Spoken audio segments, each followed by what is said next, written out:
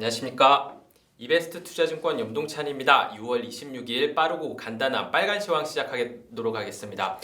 어제 뉴욕 증시는 혼조세로 마감했습니다. 나스닥은 하락하고 S&P 500과 다우지수는 상승하는 모습을 보였는데요. 업종별로 보면은 IT가 하락하고 나머지 업종은 전부 상승했고요. 가장 많이 올라간 업종은 금융업종이었습니다. 이게 시장 금리가 상승할 때 대표적으로 나타나는 현상인데요. 금융업종 같은 경우에는 금리가 상승할 때 좋아지는 업종이고요. IT 업종 같은 성장주 같은 경우에는 금리가 하락할 때 좋아지는 업종이기 때문에 어제 같은 경우에는 금리가 상승하면서 금융주는 좋고 IT 업종은 안 좋았다. 이렇게 정리하시면 될 것 같습니다. 어제 시황 뉴스 보시면은 가장 많이 나오는 얘기가 물가였을 겁니다. 어제 PC 물가가 발표됐는데요. 물가 같은 경우에는 이 PC 물가가 있고 CPI 물가가 있는데요. 연준 같은 경우에는 PC 물가를 더 선호한다고 합니다. PCI가 좀 더 커버하는 범위가 넓기 때문에 이 전체 물가를 좀 더 다양하게 볼 수 있기 때문에 PC를 본다라는 입장이고요. 그런데 이 PC 물가 같은 경우에는 이 YOY로 어저께 3.9%를 기록했습니다. 3.9%면은 1992년 이후에 가장 높은 수준이었고요. 지난달이 3.6%였으니까 그것보다도 더 올라간 수준이었습니다. 물가 지표가 올라갔음에도 불구하고 시장이 충격을 받지 않았었던 이유는 이 인플레이션이 일시적이다라는 요인도 있었고요. MOM 기준으로는 예상치를 소폭 하회했기 때문에 YOY로는 예상치 수준이었고 MOM 기준으로는 예상치 소폭 하회했기 때문에 이 정도는 납득할 수 있다. 이 정도로 반응을 했던 것 같아요.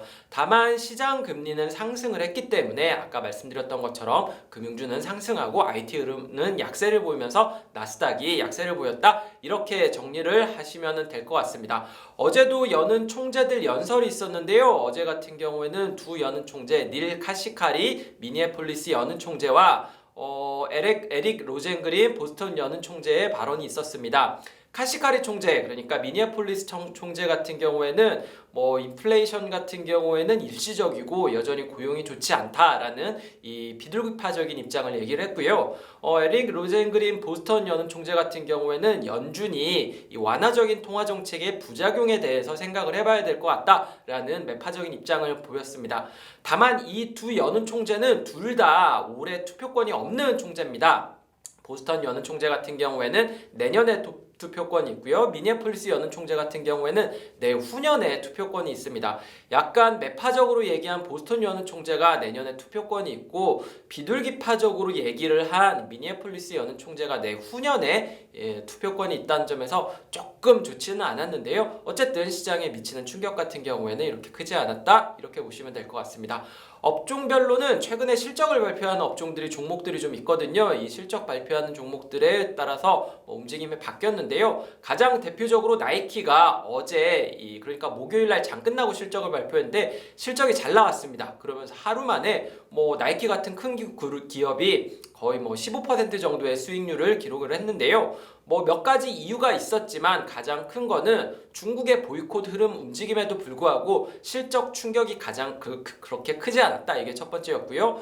두 번째로는 마진율이라든지 매출이 팬데믹 이전 수준을 회복했다라는 뉴스가 나오면서 강세를 보였습니다. S&P 500 수익률 상위 3위였나요? 2위였나요? 카맥스라는 기업이 차지를 했는데요. 이 카맥스라는 기업 같은 경우에는 중고차 중심의 그 온라인을 이용해서 차를 판매하는 사이트 서비스를 제공하는 업체입니다. 이 회사가 실적이 개장 전에 예상보다 잘 나오면서 주가가 강세를 보였습니다. 얘기하려는 거는 분기 매출액 같은 경우가 판매량 같은 경우가 YOY로 한 130% 정도 올랐고요. 매출액 같은 경우에는 138% YOY 증가했다라고 얘기를 하더라고요.